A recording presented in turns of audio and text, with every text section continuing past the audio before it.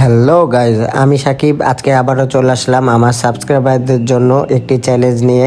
যে এখান থেকে ওই যে দেখা যাচ্ছে নদীর শেষ মাথা, তো চরটি আমরা পাড়ি দিয়ে যাব নদীর ধারে একবারে।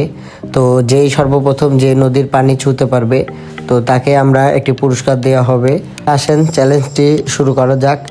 প্রায় আমাদের হাঁটা 1 ঘন্টার উপরে হয়ে গেছে, তারপরেও সবাই হাঁটছে। তার মধ্যে দুজন আছে স্কেটিং পায়ে দিয়ে, যেটা মাটিতে খুবই কঠিন। আমি এদেরকে দেখাচ্ছিলাম যে এখানে আগে পানি থাকতো, যেটাতে আপনার সম্পূর্ণ পানি। তো এখন নদীর পানিটি বাদ হয়ে যাওয়ার কারণে, ঘুরে যাওয়ার কারণে এটি এখন একটা চর পড়ে গেছে, যেখানে এখন সবজির চাষ হচ্ছে। এটা অনেক ভালো। বাংলাদেশের মাটিতে এমন কোনো জায়গায় নাই যে চাষ হয় না।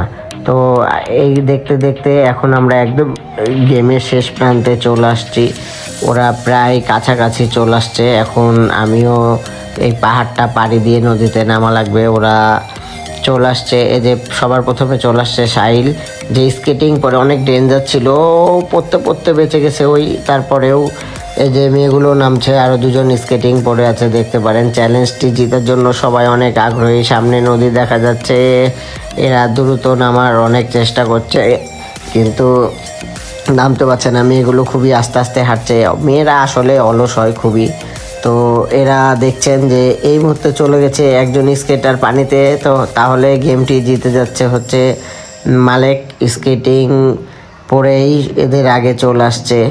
আপনারা দেখতে পাচ্ছেন এত সুন্দর ভিউ। তো আমরা এখন ওকে পুরস্কার দেওয়ার জন্য দেখছি। তো আপনারা যারা যারা আমাদের ভিডিওটি দেখছেন, অবশ্যই চ্যানেলটি সাবস্ক্রাইব করে দেবেন। আপনাদেরকে অসংখ্য ধন্যবাদ।